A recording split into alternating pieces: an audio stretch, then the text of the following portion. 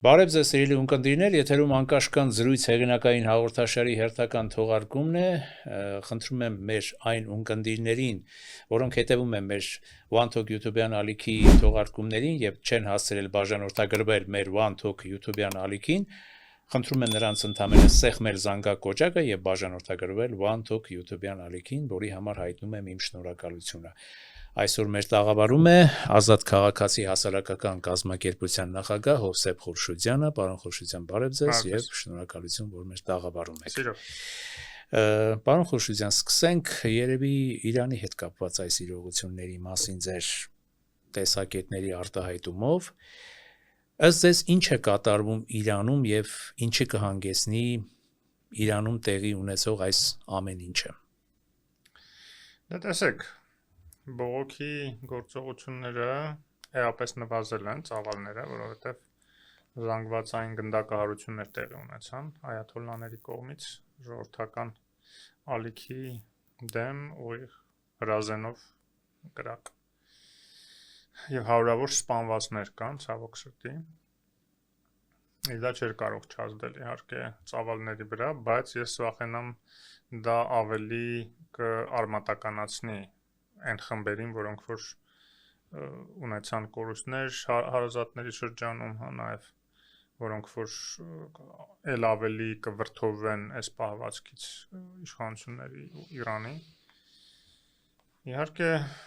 ես հույս ունեմ, որ գոնե բարեփոխիչ թևը Իրանի իշխանությունների իդեմ նախագահի գոնե կկարողանա համոզել այաթոլլաներին, որ պետք է գնալ ինչ-որ բարեփոխումների եւ պետք է կարգավորել հարաբերություններ Արևմուտքի, հատկապես Միացյալ Նահանգների հետ, որտեղ եթե նա գնա հակառակ ճանապարհով առճակատման, դա նշանակում է, որ ել ավելի մեկուսանալու է, ել ավելի մեծ սանկցիաների տակ է մնալու, իսկ այս ըմբոստացումը տնտեսական եւ սոցիալական պատճառներ ուներ, որը հենց բխում էր նաեւ սանկցիոն իրավիճակներից, որը տասնամյակներ է արդեն Իրանի դեմ գործում են եւ չէր կարող չանդրադառնալ, իսկ վերջի շաբաթներին ուղղակի իրանական տարադրամը այնքան ընկավ, որ ասենք նույնիսկ նրանց վրա ազդեց, ովքեր որ թվում է թե գոհ էին ռեժիմից շատ թեքիչ եւ համակերպվել են։ Միացյալ Նահանգների ներգրավումը, որի մասին խոսում էր Թրամփը եւ նույնիսկ ասում էր, որ ճանապարհին է օգնությունը եւ կոչեր անում ուղիղ ցուցարարներին ավելի համարձակ գործողությունների դիմել, փաստացի տեղի չունեցավ, ես կարծում եմ եւ չի ունենա, համենայն դեպս առայժմ չկա նման տպավորություն, 100%-ով չի կարելի բացառել, որտեղ ամեն դեպքում հացանավեր են մոտենում, գուցե նպատակը հենց այսպես ռազմական ուժը կենտրոնացնելն է Պարսից ծոցում, որ հնարավորության դեպքում եւ անհրաժեշտության դեպքում կարողանան հարվածեն, բայց գիտեք, այդ արտաքին միջամտությունն ու հարվածն էլ պարզ չի թե ինչ հետևանքներ կամ արդյունքներ կունենա, որտեղ Իրանը այն հասարակությունն է, որ դրսի ցանկացած միջամտություն ընկալում է որպես պետության դեմ միջամտություն, ոչ թե ռեժիմի, հա, եւ ինչպիսին պետք է լինեն այդ հարվածները, որ դա աջակցություն ստանա լայն հասարակության բնակության ժողովրդի շրջանում, հա, շատ բարդ է լինելու այդ իմաստով եւ կարծես այդ մտահոգությունը կա նաեւ Միացյալ Նահանգների պետդեպարտամենտում եւ Սպիտակ տանը, դրա համար էլ չեն շտապում առանձնապես այդ գործողությունների դիմել եւ փորձում են ավելի շուտ բանակցությունների միջոցով հարցերը լուծել Իրանի այաթոլլաների հետ, որտեղ գիտեք Թրամփը ամեն ինչում փորձում է շատ բավականին այսպես շատ դեպքերում մերկանտիլ շահ գտնել, որի մեջ ես տեղավորում եմ նաեւ աշխարհակահաղական շահեր իհարկե, բայց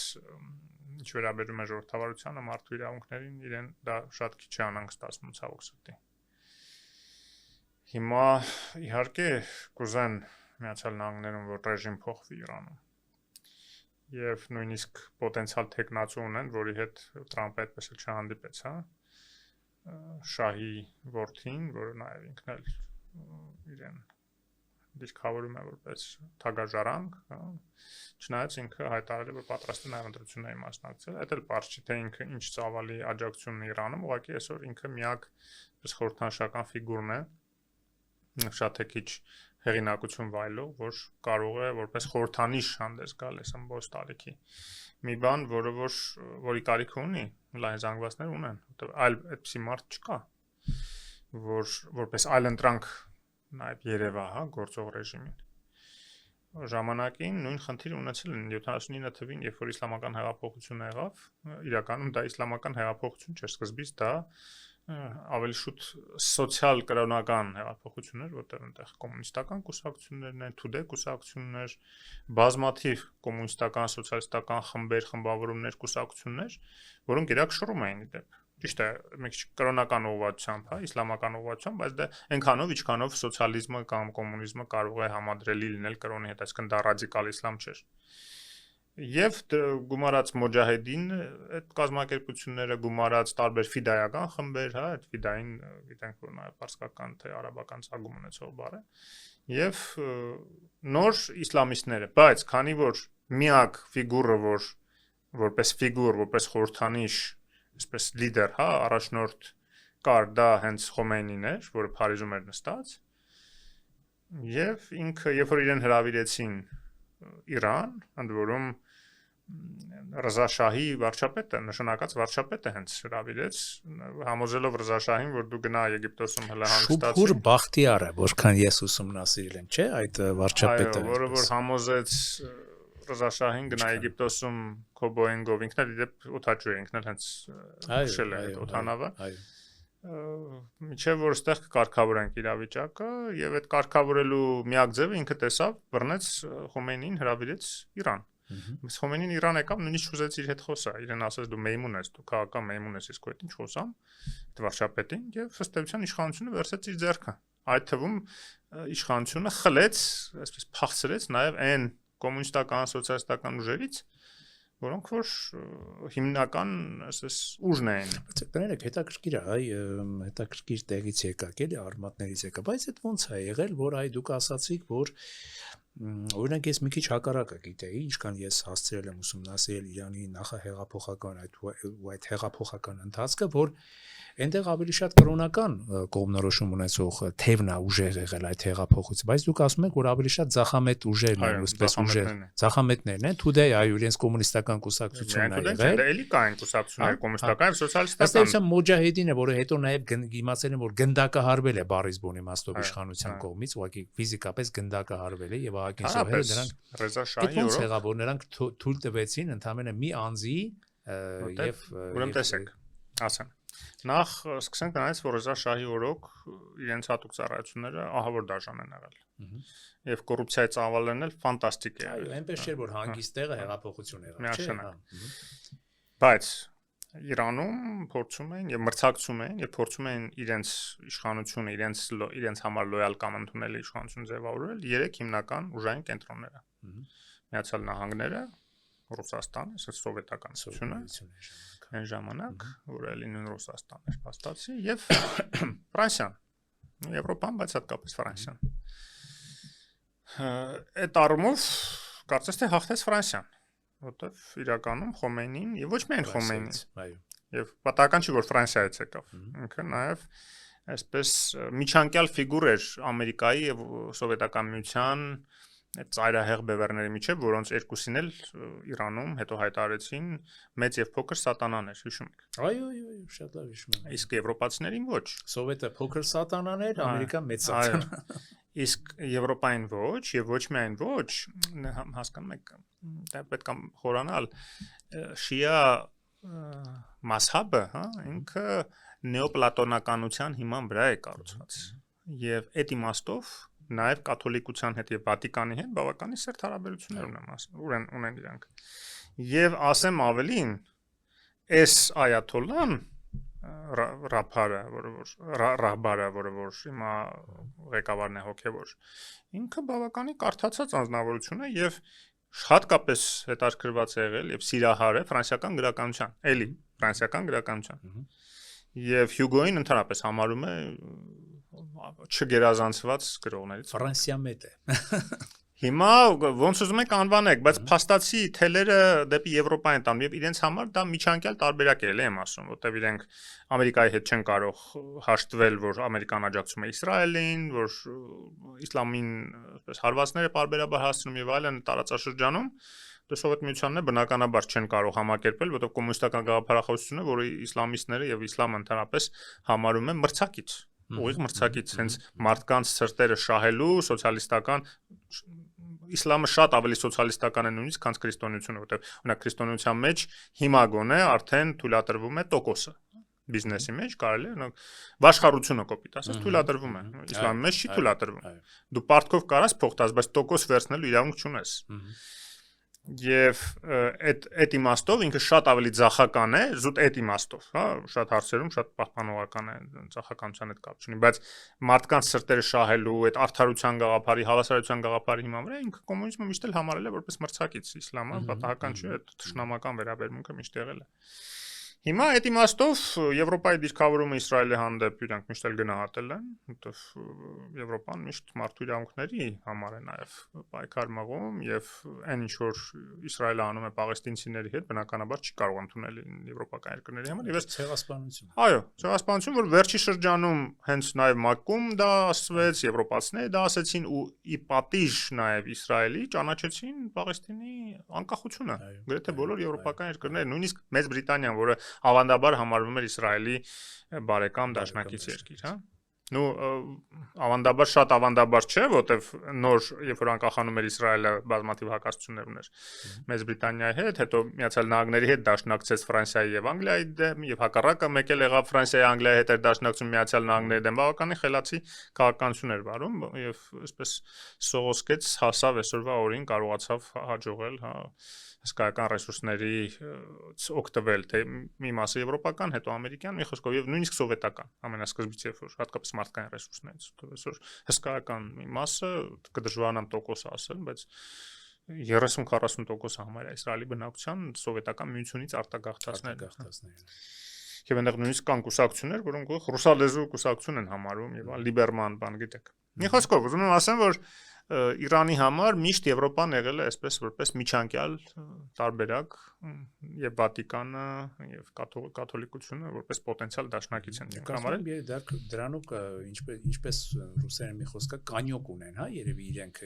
Իրանի այսօրվա կրոնապետական այսպես վարչակարգի ներկայացուցիչները, որ կարողանան, եթե ինչ որ Ամերիկայից տեսնեն շատ ուղղակի այսպես հակազդող վտանգ, նրանք կարճեն եվրոպական թևին պահպանելու համար իրենց իշխանությունը հենց միայն։ Բայց հարցն էլ հենց այն է, որ Եվրոպան արդեն այն Եվրոպան չի, ինչ կար Դեգոլի օրոք կամ դրանից հետո նույնիսկ որոշ շրջան, այսինքն այդ ինքնուրույնությունը Եվրոպայի վաղուց արդեն այդպեսին չի ինչ որ ժամանակին, եւ եթե Ֆրանսիան 79 թվին կարող էր դեռ ինքնուրույն ինչ որ քաղաքականություն վարել, հիմա ակնհայտ է, որ Միացյալ Նահանգները գերիշխում է Եվրոպայում, եւ Եվրոպան այդ ուժային կենտրոնի ինքնուրույն չի։ Ինչ որ այն ժամանակ էր, հա, էլի ուժային կենտրոն, էլի ինքնուրույն բաներ կարողանում անել, բայց Իրանի հարցով մենք տեսնում ենք, որ շատ թեքիչ միակարծություն կա արևմուտքում, որ այո, սանկցիաները պետք է շարունակվեն, որ միջուկային ծրագիրը պետք է չեղարկվի եւ այլն, հա։ Որոշ ոչ մեծ տարաձայնություններով Միացյալ Նահանգների հետ, որ արտահայտվեց նրանում, որ Թրամփը երբ որ եկավ, չեղարկեց Օբամայի կնքած միջուկային համաձայնագիրը, եւ եվրոպացիները դրանից դժգոհ են իհարկե, բայց համակերպեցին դրա հետ, հա։ Ինչ եմ ուզում ասեմ, որ իրականում Իրանում տեղի ունեցողը շատ այսպես բազմավեկտոր հետևանքներ կարող է ունենալ։ Եվ պետք չի մոռանալ, որ այս ընթացքում Չինաստանն ու Ռուսաստանը էական, քաղաքական, այսպես ջանքեր գործադրեցին աջակցելու համար Իրանին։ Ավելին ասեմ, ռազմական համատեղ զինավարություններ իրականացրեցին Պարսից ծոցում ռուսական, չինական եւ իրանական նավատորմերը եւ ես չեմ կասկածում, որ նաեւ այլ տիպի օգնություն արդեն տրամադրել են Իրանին, Չինաստանից հատկապես եւ նաեւ Ռուսաստանից։ Մենք գիտենք, որ մեծ քանակի ինքնաթիռներ բեռնափոխադրող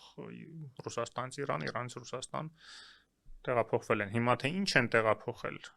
Իմաս ասում է, որ Իրանի այաթոլլաների ոսկիները համենայն դեպս տեղափոխել են Ռուսաստան, որ եթե հանգարց հեղափոխություն լինի, իրենք կարողանան դա ոնց որ ժամանակին կուսակցության սովետական միության փլուզման ժամանակ ասում են կուսակցության ոսկին դուրս են հանել ու անհայտ է թե ուր է դա, չէ՞, իսկ հսկայական գումարների մասն է խոսքը։ Նույնը գուցե հիմա, իսկ դուք գիտեք, հիմա այաթոլլաները եւ հենց ռահբարը ունեն ֆոնդեր, որը որ տնօրինում է $100 միլիարդ ավելի գումար։ Եվ Փեզեշքյանը շատ հաճախ, երբ որ հարցազրույցներ է տալիս, գանգատվում է, ասում է, ես չեմ կարողանում բյուջե կատարեմ, չեմ կարողանում սոցիալական տարրական խնդիրներ լուծեմ, որտեղ ամբողջ մուտքերին չեմ վերահսկում։ Այսինքն բյուջե եկող մուտքերի մի զգալի մասը ուղղակի գնում է դեպի այդ ֆոնդեր, որը տնօրինում են այաթոլլաները։ Եվ Աստված գիտի թե ինչի վրա են ծախսում, հա, ոնց են այնտեղ լվանում, ոնց են հարստանում, իսկ այնտեղ հսկայական կոռուպցիա կա, որտեղ նաև քսիրն է, քսիրը, այսինքն այդ հեղափոխության պահապանների այդ գվարդիան է, որը որ բոլորը նստած են այդ փողերի վրա, այսինքն իրենք արտոնյալ խավ են։ Եվ ավելին ասեմ, այնտեղ կան ուկրաինական տիտուշկաների պես խմբավորումներ, հա, չակերտավոր կամավորական բրիգադներ, ջոկատներ, որոնք որ սովորական իրանցիներ են, որոնք հավաքագրվել են ուղղակի այդ քսիրի որպես աջակից խմբեր եւ իրենց տալիս են զենք, իրենց ունեն ինչ-որ թեթև բաներ, փոխադրամիջոցներ եւ այդպես հարցակվում են այս ցուցարարների վրա, արդեն որպես քաղաքացիական անձինք, որպես քաղաքացիական հակադրում, ըստ էության քաղաքացիական պատերազմի էլեմենտներ հաղորդելով այս ամեն ինչին։ Նրանք հանուն ինչի են անում դա։ Որտեղ իրենք ունեն արտոնություններ, հատուկ իրենց համար նույնիսկ խանութներ կան, որոնց սպասարկում են միայն այսպես ռեժիմի սպասարկուներին։ Կրոնական նկատի ունեք, այո, կրոնականների։ Կրոնականներ են, բայց այդ մարդիկ կրոնական, չգիտեմ ինչքանով են կրոնական, բայց դրոշը համենայն դեպս կրոնական է, բայց փող աշխատելու համար են այդ ամեն ինչը անում։ Չեմ կարծում, որ ասենք լուրջ հոգևոր կյանքով ապրող մարդը այդպիսի բաներ են թույլ տա փողի համար գնա իր հայրենակիցների վրա կրակի։ Եվ այդ ամեն ինչը իհարկե հսկայական դժգոհություն է առաջացրել Իրանի ժողովրդի մեջ, որտեղ մարդիկ տեսնում են, որ այս ինչ շերտավորում է, ինչ արտոնյալ խավեր են ձևավորվել եւ շատ լավ փայլուն ապրում են, երբ որ մարդիկ շատ դեպքերում ջուր չեն ունենում խմելու, հա, տարական իրենց ծախսերը չեն կարողանում հոգալ եւ այլն։ Եվ այս ամեն ինչին գումարվում են նաեւ որոշ ազգային էթնիկ, ուրեմն խնդիրներ, հատկապես Քրդստանում եւ Բելուչստանում։ Ադրբեջանական հատվածում բարեբախտաբար այդքան խորը չի դա, որտեվ ադրբեջանցիները ավանդաբար, ազերի թուրքեր, այսպես ասենք, ավելի ադրբեջանցի պայմանական ասել, որ շատ մեծ թվականակ են կազմում Իրանում։ 17% ըստ պաշտոնական վիճակագրության 17% են, որը լուրջ թիվ է։ Չէ, ավելի քիչ, 15 միլիոն մոտավորապես, հա։ Այդ 4 նահանգներում են հիմնականում, հա, որ կենտրոնացված եւ այդ 4 նահանգների գումարը նույնիսկ որ գումարում է իրար, մի 10-12 միլիոն է, մի 3-4 միլիոն էլ ասենք Թեհրանում կենտրոնացած են, ու բավականին շատ են Թեհրանում, հա, 15 միլիոնի կարգի 15-16 լավ թող լինի։ Այսօր 90 միլիոնի կարգի է Իրանի բնակչությունը եւ 17 միլիոնն էլ 17%-ն է մոտավորապես 14-15 միլիոն է։ Մի խոսքով ուզում ասեմ, բայց դա լուրջ թիվ է։ Դա լուրջ թիվ է եւ բայց իրենք ավանդաբար համարում են Իրանը իրենց երկիրը։ Հատկապես այն բանից հետո, որ այսքան այդպես բան չկա, հա, պարոն Խոշոզյան, այսպես որ ասում են առավելապես Փեզեշքյանը ազերիական, թուրքական ծագում ունեցող կամ նույն կրոնապետը այսօրվա Իրանի դարձյալ նրան ասում են, որ ինքը պարսկական այդ էթնոսի ներկայացուցիչ չի, այլ թուրքական կամ ազերիական էթնոսի ներկայացուցիչ է, դա դեր չի խաղում այսպես բանում։ Նրանք պարզապես իրենց համարում են այդ կրոնական, կրոնապետության, թեոկրատական այդ վարչակարգի ներկայացուցիչներ։ Ես չի ասի հատուկ թեոկրատական, ես կասեի Իրանի երկրի տերերն են իրենց համարում, հավասար պարսիկների հետ։ Եվ պատահական չի, որ պարսիկները նույնիսկ այտենց հեշտ ընտրում են նաև այդ էթնիկ ծագում ունեցող, ասկան ազերի թուրք էթնիկ ծագում ունեցող մարդկանց խտրականություն չեն դնում, իրանց տարբերություն չկա, ասենք Փեզեշքյանը ազերի է, պարսիկ է, որտեղ իրենք տեսնում են իր ռետորաբանությունից, իր պահվածքից, որ Իրանի շահերի սպասարկող է։ Նույն տրամաբանության մեջ է դիտարկում։ Նույնը Խամենեին, որ էլի ազերի թուրք է, բայց տեսեք ինչ իրանական ազգայնական դրսևորումներ է ցուցաբերում, ու կրոնական ազգայնականության, ինչքանով որ դա կարելի անվանել ազգայնականություն, որ ասեմ, հենց քաղաքական ազգի որպես իրանցի քաղաքական ազգի շահերի սպասարկու է որպես հանդես գալիս, հա։ այլ ոչ թե ինչ-որ էթնիկ խմբավորման, թեկուզ մի փոքր նշույլ շահերի առանձնացնող։ Եվ պետք է ասել, որ հենց իրենց օրոք է, որ ազերի այդ շրջաններում, ազերի բնակ, թուրքաբնակ շրջաններում բավականին սահմանափակվում են մշակութային իրավունքները, լեզվի կիրառությունը, դպրոցները։ Օրինակ, Թավրիզում մի քանի դպրոց կա, ուր գրեթե ոչ մեկ չի էլ տալիս իրենց երեխեքին, որտեվ, ասենք, գիտեն, որ եթե ադրբեջաներեն զարգանա երեխան, այսինքն ազերի թուրք լեզվով զարգանա իր խոսակցականը, իր գիտելիքները եւ այլն, ինքը ոչ մի պաշտոնի, ոչ մի առաջխաղացում չի կարողանա ունենալ նույնիսկ այդտեղ, նույնիսկ այդ նահանգներում։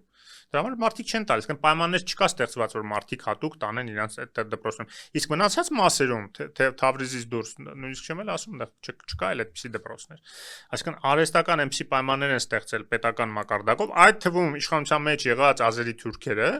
որ ամբողջությամբ դառնա պարսկալեզու բնակչությունը, պարսկերեն խոսան։ Եկներեք, եթե պարսկերեն սկսեն խոսալ այդ մարդիկ, այնտեղ ազերի թուրք ինքնություն չի մնա։ Որտեղ այնտեղ միակ իրենց առանձնացնող, պարսիկներից առանձնացնող ինքնությունը դա լեզուն է։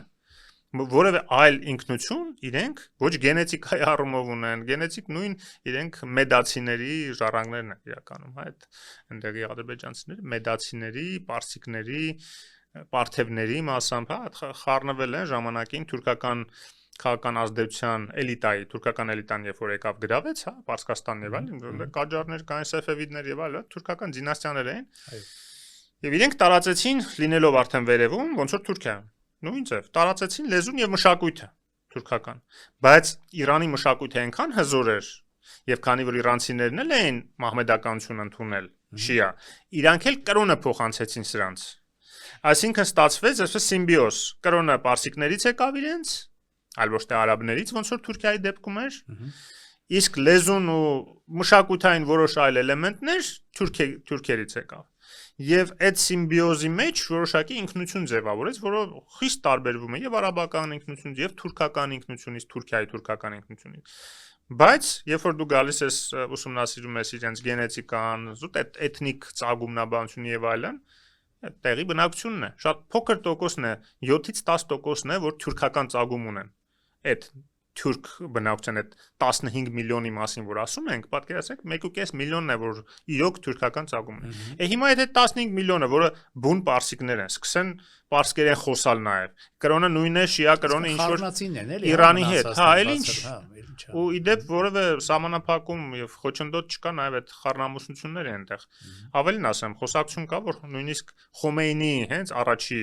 իմամի իրենց որ եկավ Փարիզից, իր տատնել էր Ադրբեջանուհի, ընդ որում Բաքվից Իրան գնացած։ Այնպես որ այդ առումով ադրբեջանցիների սեպարատիզմը դե առանձնապես չկա եւ հիմա ես նույնիսկ ադրբեջանցի հենց նկատի ունեմ հյուսիսային Ադրբեջանը, որը որ մենք գիտենք որպես անկախ պետություն, ասենք իրենց փորձագետներն էլ ասում են բոլորը միաբերան պնդում են, որ այնտեղ չկա սեպարատիզմ, որովհետեւ այնտեղի թուրքերը իրենց հայրենիքն են համարում Իրանը, բայց Քրդստանում եւ Բելուչստանում կա։ Հետարքի է, տեսեք, նաև այնտեղ Աբադան կա, որ արաբական ծագումնաբանություն ունեցող շիաներ են էլի, իրենց մոտ էլ չկա սեպարատիզմ։ Երբ որ Իրան-Իրաք պատերազմ եղավ, Իրաքը շատ մեծ հույս ուներ, որ ազգայնականության հողի վրա միասնություն կդրսևորեն Իրանի արաբները, Պարսից ծոցի հենց ափին են, բավական մեծ նահանգ է, եւ կաջակցեն իրաքցիներին, բայց այդպեսի բան չեղավ։ Որպես շիա մահմեդական, իսկ իրաքցիները թեև մեծամասնությունը բնակության շիա են, բայց ղեկավարությունը եւ Սադամ Հուսեյնը եւ բանակը սունի են։ Եվ Իրանը համարում էր իրենց անհավատ չէ, բայց համենայն դեպս դավանական առումով իրենց համար անընդունելի եւ թշնամի եւ նույնը Իրանի արաբները այդպեսին էին համարում Իրաքի ղեկավարությունը եւ այսինքն եւ Իրաքի պետությունը եւ կռվեցին իրանցի զինվորների հետ ուսուսի տված Իրաքի դեմ։ Բայց քրդերի եւ բելուջների դեպքում մի քիչ այլ է, որտեղ քրդական ինքնությունը բավականին ուժեղ է եւ քանի որ կան քրդական արդեն ինքնավարություն Իրաքում, Սիրիայում, ու մեծ պայքար կար Թուրքիայում ինքնավարության չհասան, բայց լուրջ քաղաքական իրավունքների հասան, հիմա նույնը առնվազն նույնը ուզում են նաեւ Իրանի քրդերը, այդ մեկ, եւ երկրորդը այսպիսի մի հետարքիր բան կա, քանի որ Տեսեք, մի կողմից Իրանի քրդերը օջախները կան, էլի փաստորեն, չէ՞, իշխանափոխության համար։ Մի կողմից Իրանի քրդերը այսպես իրենք բավականին առանձնացած են եւ սեպարատիստական տրամադրություններ ուժեղ եւ կարծես թե պետք է ավելի հալածվեն, չէ, իրանցիների կողմից կենտրոնական իշխանություն, բայց քանի որ կենտրոնական իշխանությունների մոտ ամեն դեպքում այդ պարսկական ազգայնականությունը կա, որի հիման վրա էլ նաեւ օրինակ սահմանափակում են լեզվի օգտագործումը թուրքերի, ազերի թուրքերի եւ այլն, դրա պատճառով աչք են փակել, որ Իրանի քրդական շրջանները զինվեն։ Այսինքն այնտեղ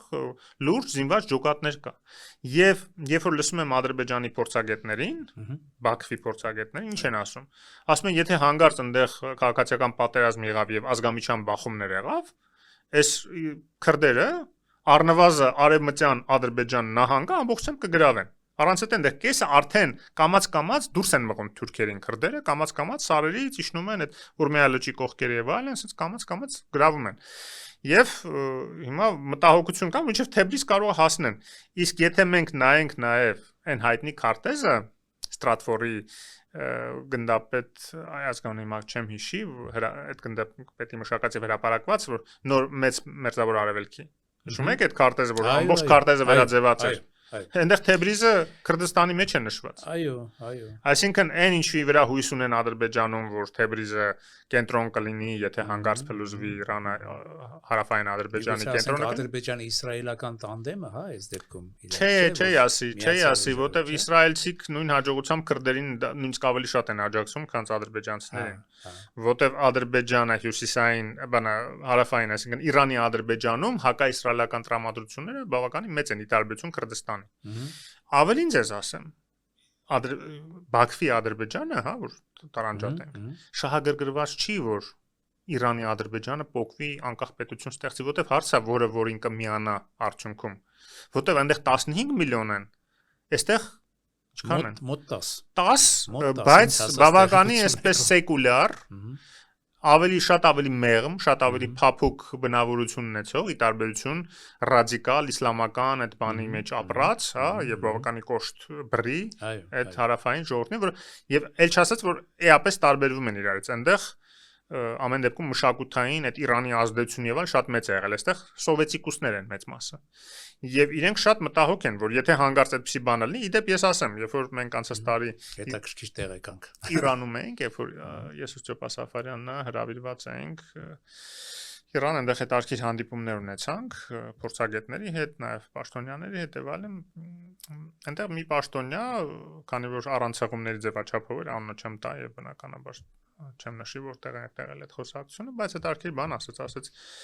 եթե Ադրբեջան, ընդ որում մենք չենք այդ հարցը բարձրացրի, ինքը հատուկ բարձրացրեց այդ հարցը, ասաց մեր մոտ ուսանողներ են եկել Հայաստանից եւ այդ ուսանողներից մեկը այդ հարցը տվեց, թե արդյոք դուք մտահոգ չեք, որ կարող է այդպես սեպարատիզմի հողի վրա ձեր հյուսային շրջանները փոխվեն, միանան Ադրբեջանին, ինքը ասել է, թող Ադրբեջանը մտածի, որ կարող է Ադրբեջանին միացնենք մեզ, այսինքն միացնեն Իրանին, որպես այն ժամանակին եղած իր մի մաս հերիք չի, բայց նաև որպես իր մի հատվածին ազգակից ժողովուրդ, որը պետք է էլի գա Իրանի մեջ մտնի։ Եվ դրա համար Ալիևը բավական մտահոգ է։ Եվ հասկանում եք, չէ՞, նույնիսկ եթե ուրիշ բան լինի, օրինակ մի քանի միլիոն, լավ, 1 միլիոն փախստական, ասենք, ինչ որ խնդիր առաջացավ Իրանում, պատերազմ, ինչ որ խժդժություններ եւ այդ Ադրբեջանից 1 միլիոն փախստական եկավ լսվեց Ադրբեջան։ Հասկանում եք, որ Ալիևի իշխանությանը լուրջ վտանգ է դա սպառնալու, որտեղ այնտեղ կլինեն նաև հազարու մի ազդեցության խմբեր, գործակալներ, ինչ ասես կարան կազմակերպեն, բավականին կոշտ ժողովուրդ են եւ կարան եւ իշխանապողություն լինի եւ իրենցով անեն նաև այս հյուսիսային Ադրբեջանը։ Հազարու մի հարց կա, հասկանում եք։ Ամեն դեպքում, պարոն Խորշուտյան, հոգեվոր, այսպես ասած, կրոնապետական Իրանը մենք որոշակի իմաստով հասկացել ենք, թե ինչ բան է։ Եվ փորձենք նաև հասկանալ մեր հայկական շահերի պրիզմայով։ Եթե ամեն դեպքում չբացառենք իշխանափոխությունը Իրանում, վարչակարգի փոփոխությունը, ինչպիսի դիրքավորում պիտի ունենա Հայաստանը այս ամեն ինչի մեջ, եւ այսօրվա ըստ ձեզ Հայաստանի իշխանությունների դիրքավորումը Իրանում տեղի ունեցող իրադարձություններին դուք քաղաքականապես ճիշտ եք համարում, թե ոչ։ Սկսենք նրանից, որ անկախ նրանից ինչ իշխանություն կլինի Իրանում, ես նկատում եմ միասնական Իրանը, որ Հայաստանի շահերից բխում է իհարկե, որ Իրանը մնա միշտ միասնական։ Միասնական Իրանի շահերը օբյեկտիվորեն համընկնում են Հայաստանի Հանրապետության շահերի հետ եւ ինչպիսի իշխանություն էլ լինի Իրանում, ինքը բնականաբար պետք է այդ շահերին հետևելով Հայաստանի հետ բարեկամական լավ հարաբերություններ ունենա։ Ընդունենք Իրանը որպես ռազմավարական դաշնակից։ Չէ, դաշնակից ընելու համար պետքա պայմանագիր ունենանք, պաշտոնապես այդպես է, հա, բայց բարեկամ երկիր, բարեկամ ժողովուրդ, բարեկամ երկիր, որի շահերը մեր հետ համընկնում են։ Անկախ նրանից, որ մեկ-մեկ ռուսական հովերով ինչ որ բաներ են փորձում մեր դեմ հատկապես է ստրիպի հետ կապված ինչ որ արտահայտություններ թույլ տալ տարատեսակ դեսպաններ, ի տարբերություն նախորդ դեսպանի, որը շատ ավելի ուրեմն շրջահայաց էր, հա, այս նոր դեսպանը մի քիչ լավ չի սկսում Իրանի դեսպանը Հայաստանում նկատի ունեմ, բայց ամենայն դեպս պետք է ասել, որ նույնիսկ Փեզեշքյանը, երբ որ եկավ, այստեղ բացատրությունները ստացավ, շատ նորմալ արտահայտվեց, որ իրենց համար դա ընդունելի է, այսինքն այնտեղ էլ կա այդ այաթոլլաների եւ ուրեմն աշխարհիկ իշխանությունների մոտեցումների տարբերություն։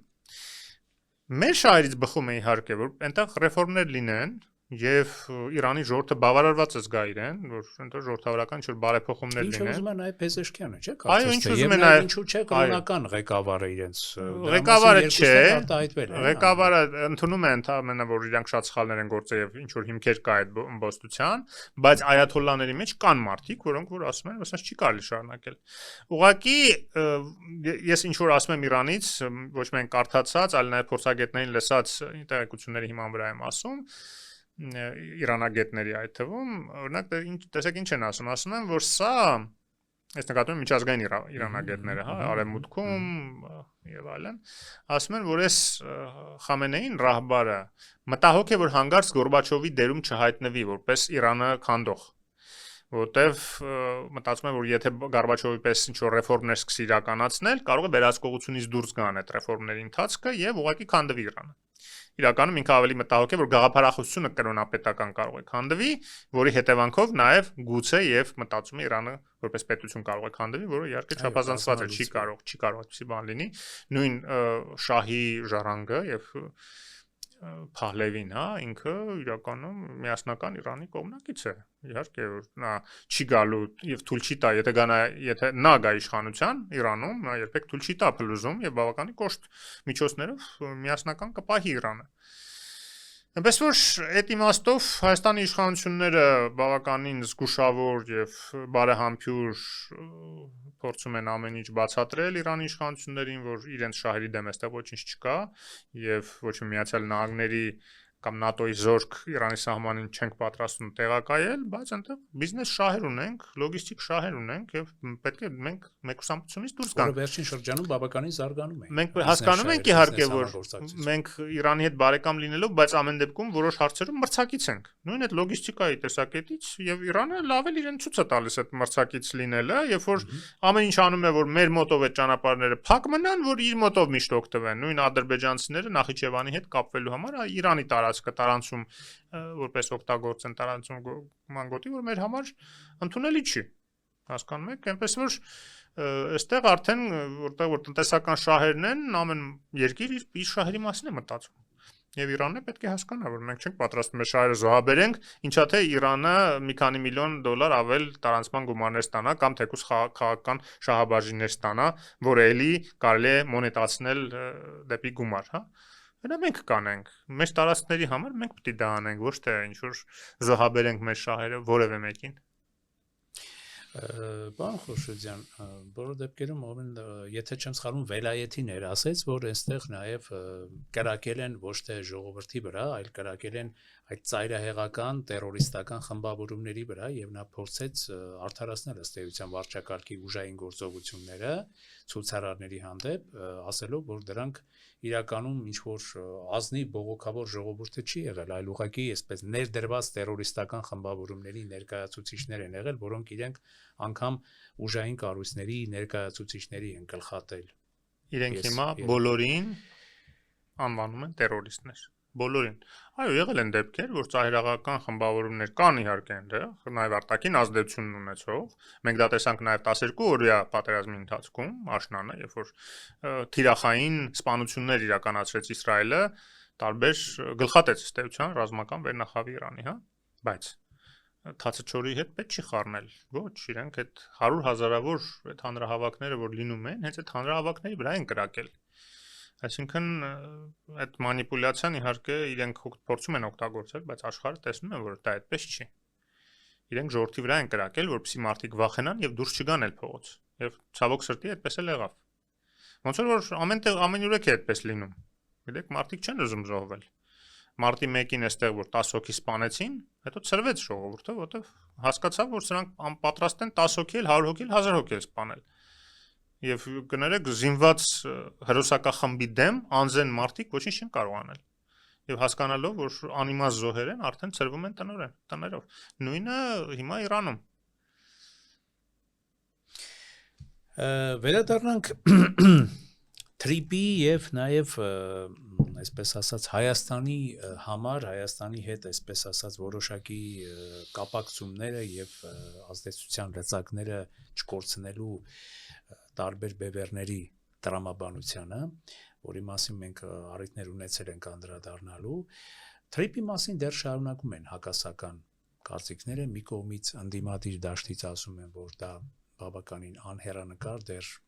ամեն դեպքում չերևույթականացված կառույց է եւ միակողմանի ճնշում կա, դեռ ավելին դրա ներքո տեսնում են դարձյալ թուրք-ադրբեջանական ականջներ, քողարկված ականջներ, եթե ոչ բացահայտ, եւ նաեւ Եվրոմիության հետ կապված այս Հայաստանի իշխանությունների դիմումը ապագա ընտրությունների հետ կապված նրանք համարում են ուղղակի միջամտություն Հայաստանի ներքին ինքնիշխան գործերին, մյուս կողմից էլ հրապարակվում է փաստ, որ Ռուսաստանն էլ պատրաստ է վերջո անել ամեն ինչ, ռուսական բևեռը պատրաստ է անել ամեն ինչ, նաև իր որոշակի կապակցումները Հայաստանի հետ չկորցնելու համար։ Որն է մեր ուղին ըստ ձեր տեսակետի։ Ինչ պիտի անենք մենք։ Սկսենք այդ մեղադրանքներից Թրիպի հետ կապված։ Նախ ամեն ինչ շատ առավել քան հստակ է դառնում թվերով, մասնաբաժիններով, պատասխանատվություններով, ինքնիշխանության ձևերի նշումով, ոնց պետք է Հայաստանի իր ինքնիշխանությունն իրականացնի, հա, նաև ամերիկյան տեխնոլոգիաների ներգրավման մասին են նույնիսկ խոսք գնում, հա, այդ ամեն ինչը բավականին որոշակի անում է։ Եվ երբ որ այդ ամեն ինչի տակ հայ-ամերիկյան ձեռնարկի տակ ինչ որ մարդիկ Ադրբեջանն եւ Թուրքիա են տեսնում, իրենք պետք է հիմնավորեն, ասելով հոչի, ասելով էլ եմ, որ ասում դու էլ ասա։ Պետք է հիմնավորեն, որտեղ են տեսնում այդ ականջները։ Հական Ֆիդանի այդ արտահայտությունների մեջ դուք չեք տեսնում այն, որ սա մերն է ըստեյության, այս ամեն ինչը Թրիպի հետ կապված, բացարձակ ոչ, իրենք շատ դժգոհ են այդ Թրիպով։ Իրենք Թրիպով դժգոհ են, որովհետև դուրս են մնացել։ Բայց իրենք ուրիշ ելք չունեն, իրենք ասում են լավ, հիմա ամերիկացիները որ եկել են ամերիկացիների դեմ Տրամպի պես անկանխատեսելի եւ ռիսկային մարդու դեմ, ինչ որ Թուրքիան հիմա պետքա կոտոշներ տնկի ասի, չէ, մենք դեմ ենք, որ Ամերիկան այդ վերահսկի,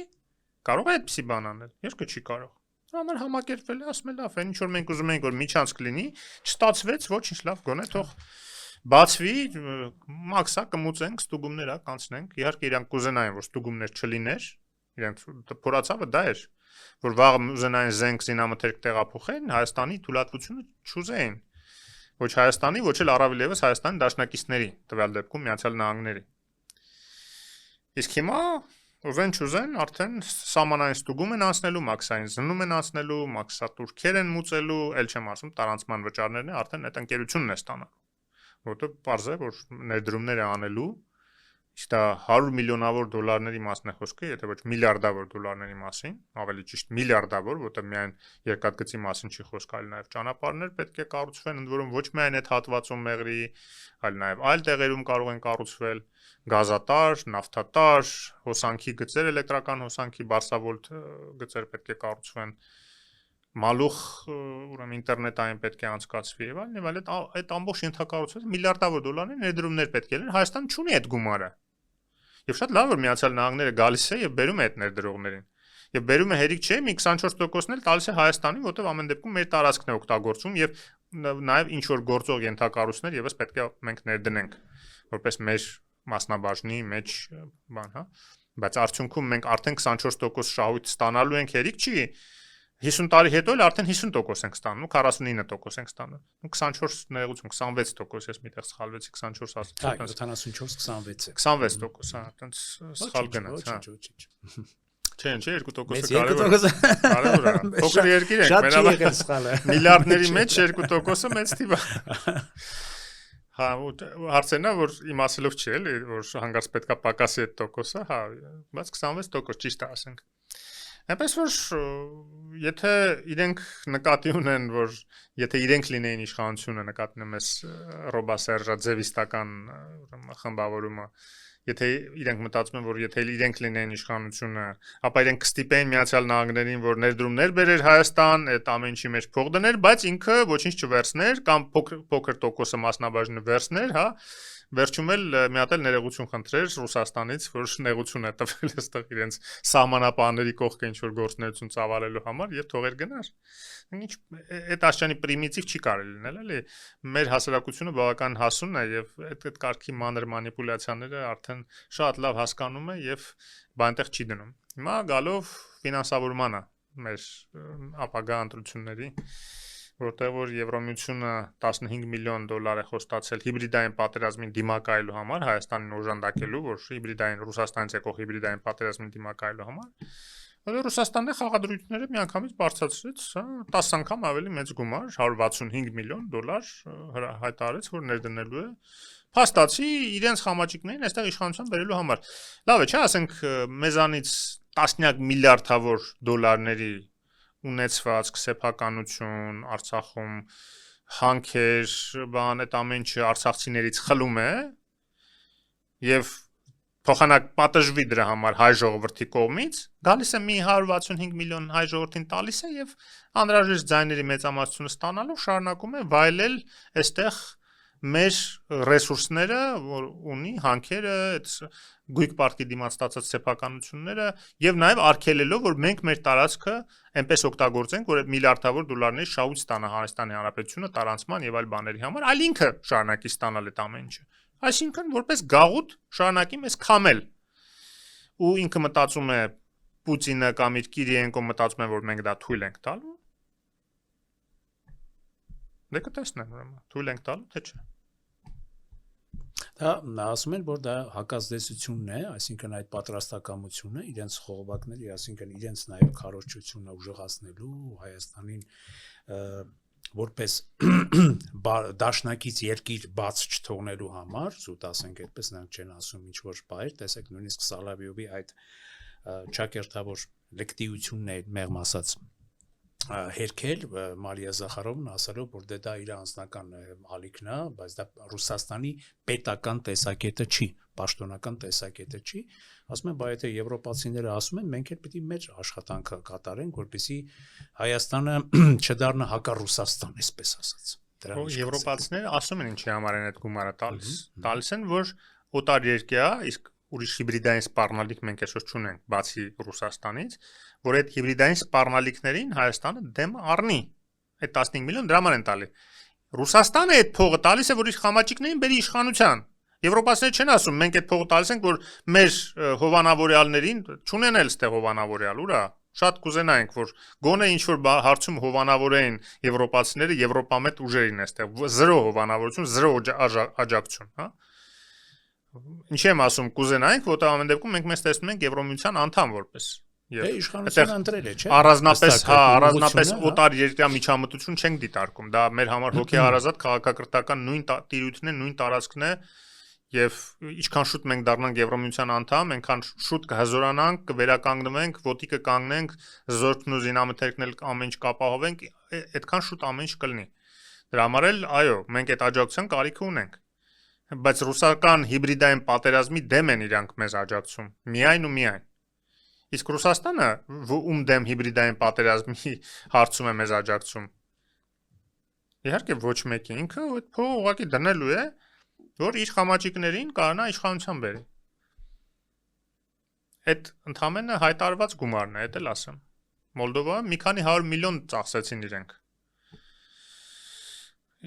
Շնորհիվ մոլդովացի քաջ իշխանավորների իհարկե այդ չոքնեց եւ չկարողացան զավթել իշխանությունը այնտեղ, որտեվ կտրուկ քաջ, նորից եմ ասում, համարցակ քայլեր արեցին մոլդովացի իշխանությունները Մայա Սանդուի ղեկավարությամբ։ Նույնը պետք է այստեղ անեն։ Ոտները կտրելու համար տարատեսակ դավաճան երկրի ներկայացուցիչներին եւ նրանց խամաճիկներին, որտեվ այդ դավաճանը անընդհատ է մեզ դավաճանելու, անընդհատ է մեր շահերի հաշվին սրա նրա վաճառելու մենք մանրադրամ սարքի մեզ, քանի դեռ այդ ազդեցությունն ունի Հայաստանի վրա։ Դրա համար պետք է ոտները կտրվի, որ ոչ մի ազդեցություն չունենա, որ մենք մեր տարածքը, մեր շահերը ամեն ինչ մենք ինքներս տնօրինենք, առանց ոչ մեկի քիթ խոթելու։ Նկատի ունեմ տվյալ դեպքում Ռուսաստանի։ Ներքաղաքական դաշտում բոլոր դեպքերում այսօր չեք տեսնում, որ տեսեք, ընդդիմադիր դաշտը ոչ մի կերպ դեռ ինչ որ խոսում են, որ միասնական բանով ճակատով գնանք, բայց կարծես թե այդ միասնականությունը դեռ գոնե չկա։ Միակ, այսպես ասած, դեռևս ինքն իր մեջ այսպես կուռ ուժը, որ դեռ կարծես թե գոնե մենք չգիտենք ներքին ինչ որ խնդիրներ որ ունի, դա իշխող քաղաքացիական պայմանագիր ուժն է, որը ըստ էության ինչքան ես եմ իրենց հետևում, իրենց աշխատանքներին հետևում, հանգիստ գնում են դեպի հերթական վերարտադրություն։ Ինչ է կարծում, այս ընթացքով ինչ որ տեկտոնիկ փոփոխություններ հնարավոր են Հայաստանի քաղաքական դաշտում, թե չէ։ Զուտ հələ դեռ թողնենք արտաքին քաղաքական կողմնորոշումները, որ ասենք ուժային կենտրոնների իմաստով, որովհետև ընդդիմադիր դաշտում դեռ այդպիսի համախմբում կարծես թե չկա։ Ես կարծում եմ, որ կլինի ձևաչափի, ծավալների, տեսքի վերաբերյալ դեռ ոչինչ չեմ կարող ասել, բայց որ կլինի, կասկած չունեմ, ամեն դեպքում ինչ որ համախմբում կլինի։ Համախմբում կլինի, թե համախմբումներ կլինեն, ես կուզենայի մեկ համախմբում լինեն, նկատի ունեմ ժողովրդավարական, արևմտամետ ընդդիմությունը, քաղաքական ուժերը եւ քաղաքացիական հասարակությունը, լավ կլիներ մեկ միասնական կենտրոնում համախմբվեին եւ այլընտրանք կազմեին իշխանությանը, ժողովրդավարական, կառուցողական այլընտրանք, ինչ որ իշխանություն եւ արևմտամետ ուժեր, այո, այն ինչ որ հարիր է ժողովրդավարական, այն ինչ որ հարիր է ժողովրդավարական երկրին, առանց ինչ որ ռադիկալ ընդդիմանալու, առանց ինչ որ իրար ցեխարցակումների, ինչ որ իրար ոչնչացնելու եւ մեկուսացնելու մղումների, այլ նորմալ բանավեճի, քաղաքական բանավեճի, մրցակցային ընտրությունների տեսքով ձևավորվի նոր իշխանություն, որը բաղկացած կլինի, ելի եմ ասում, գործող ուժից եւ այդ ուժից, առանց ոչ մի ռուսամետ ուժերի, բայց ակնհայտ է եւ ցավոք սրտի, որ ռուսամետ ուժերը այս կամ այն չափով, այս կամ այն ծավալով մեկ է սողոսկելու են, խցկվելու են ազգային ժողով։ Եվ պետք է ամեն ինչ անել, որ դա լինի նվազագույնը, որ նվազագույն ազդեցությունը Կրեմլը ունենա դրանց միջոցով Հայաստանի վրա եւ Հայաստանի շահերը այլևս երբեք չկարողանա Կրեմլը խուրդի, ծախի Ադրբեջանին, Թուրքիային սրա նրան։ Շնորհակալություն ձեր տեսակետներն արտահայտելու համար։ Եթերում անկաշկան զրույց հեղինակային հաղորդաշարի հերթական թողարկումներ մեր տաղավարում էր Ազատ քաղաքացի հասարակական կազմակերպության նախագահ Հովսեփ Խորշուդյանը։ Ես կրկին դիմում եմ մեր այն ունկնդիրներին, ովքեր հետևում են մեր One Talk YouTube-յան ալիքի աշխատանքներին, բայց դեռ չեն հասցրել բաժանորդագրվել մեր ալիքին, խնդրելով նրանց ընդհանրապես սեղմել զանգակոճակը եւ բաժանորդագրվել One Talk YouTube-յան ալիքին։ Այսօր այսքանը, կհանդիպենք։